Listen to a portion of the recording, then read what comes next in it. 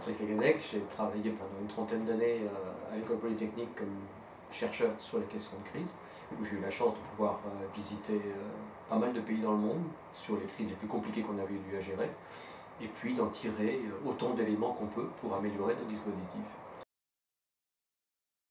Jusque dans les années 2000, nous avions des accidents, des gros accidents qui faisaient problème mais qui se déroulaient en crise, et on essayait de cerner un peu ces affaires. Aujourd'hui, on est avec des milieux pulvérulents dans lesquels il n'y a pas de point particulier, il y a destruction des références et des fondamentaux, et c'est dans cet univers beaucoup plus difficile à saisir, illisible, chaotique, mutant, qu'il faut intervenir pour accompagner des grands systèmes dans ces grandes tempêtes sur lesquelles il n'y a pas d'isolement possible, et c'est une autre grammaire, d'autres préparations qu'il faut avoir en tête.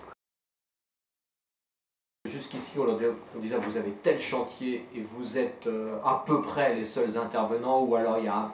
Puis aujourd'hui, vous voyez, les sapeurs-pompiers dans les attentats à Paris, ou les sapeurs-pompiers sur un gros événement d'inondation, ou de feux de forêt qui se combinent avec autre chose, avec du terrorisme en plus. Enfin, donc on est parti sur un univers non stabilisé, non isolé, sur lequel il faut réfléchir.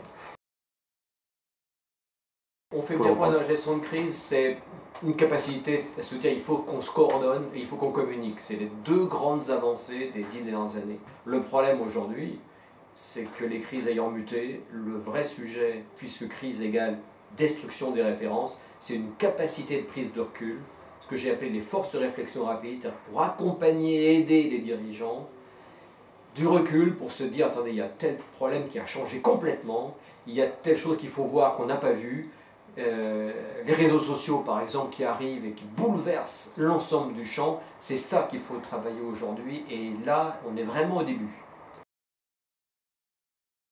Il y a deux choses, il y a l'exercice qu'on a vu et puis tout ce qui se monte ici en matière d'outils pour de la simulation, etc. Donc j'ai vu cette simulation, et à partir de ce que moi je connais, ce qui me semble le plus important, c'est de construire des questionnements qu'il va falloir mettre dans ces simulations.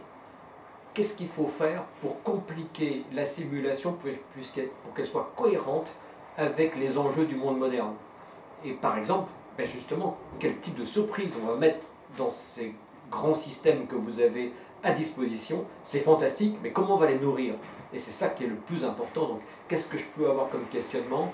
Quel benchmarking avec les autres expériences? Qu'est-ce que quelqu'un qui travaille en Californie en ce moment vous dirait, avec un grand système qui est sans eau, et qui est en grande sécheresse, avec des milliers d'hectares, des centaines de maisons qui sont touchées? Qu'est-ce qu'eux auraient à vous dire?